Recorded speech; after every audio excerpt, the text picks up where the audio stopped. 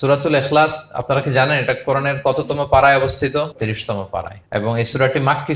এই সূরাটা মক্কাতুল মুকাররমাতে নাজিল হওয়ার কিছু প্রেক্ষাপট আছে। প্রেক্ষাপটগুলো হচ্ছে আরবরা বংশকে খুব গুরুত্ব দেয়, বংশ প্রিজার্ভ করা, লিনিয়েজকে প্রিজার্ভ করা। এবং তারা মানুষকে দেখে, শুধু মানুষ তো না, মানুষের পায়ের ছাপ দেখে বলে দিতে পারতো তার বাবাকে, পর দাদাকে, 14 পুরুষের নাম বলে দিতে পারতো। শুধু মানুষই না, মরুভূমির বালুতে উটের পায়ের ছাপ দেখে ওই উট কোন বংশের, ওই বংশের ওর নাম কি, ওর বাবার নাম কি, ওর দাদার নাম কি, 14 পুরুষ এরকম ছিল।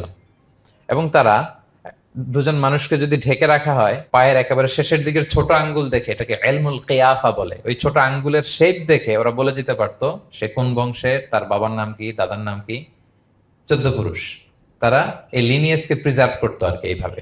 এবং এই বংশ পরিক্রমা মুখস্থ করা, জানা, জিজ্ঞেস করা, এটাকে গুরুত্ব দিত। তো তারা আল্লাহকেও আমাদের মতো এরকম একজন সত্তা ভেবে আল্লাহ হাবিব সাল্লাল্লাহু আলাইহি ওয়াসাল্লামকে জিজ্ঞেস করতেছে যে ইদান খালাকাল্লাহু কুল্লা শাই ফামান খালাকাল্লাহ। মুহাম্মদ, তুমি তো বলো যে আল্লাহ নাকি সব সৃষ্টি করেছে, তো আল্লাহকে কে সৃষ্টি করেছে? অথবা বলো যে আল্লাহর বাবাকে, আল্লাহর দাদাকে, আল্লাহর পরদাদাকে, আল্লাহর বংশটা বলো। তো তখন তাদের এই প্রশ্নের জবাবে আল্লাহ তাআলা সূরাতুল ইখলাস নাজিল করেন যে কুল হুয়াল্লাহু আহাদ।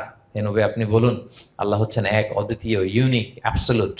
আল্লাহুস সামাদ, তিনি হচ্ছেন সামাদ, তিনি কারোর প্রতি নির্ভরশীল নন, অমুখাপেক্ষী। লাম ইয়ালিদ ওয়ালাম ইউলাদ, তিনি কাউকে জন্ম দেনও নাই, আবার তিনি কারো কাছ থেকে জন্ম নেনও নাই। ওয়ালাম ইয়াকুল্লাহু কুফুয়ান আহাদ, তার সমকক্ষ, তার মতো, তার সিমিলার মহাবিশ্বে দ্বিতীয় কেউ নাই।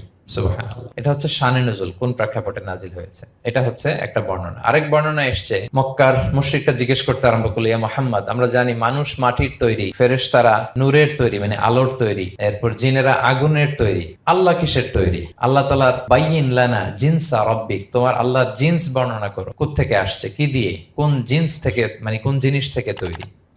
তখন আল্লাহ তাআলা এই সূরাটা নাজিল করলেন, কুল হুয়াল্লাহু আহাদ আল্লাহুস সামাদ লাম ইয়ালিদ ওয়ালাম ইউলাদ ওয়ালাম ইয়াকুল লাহু কুফুয়ান আহাদ।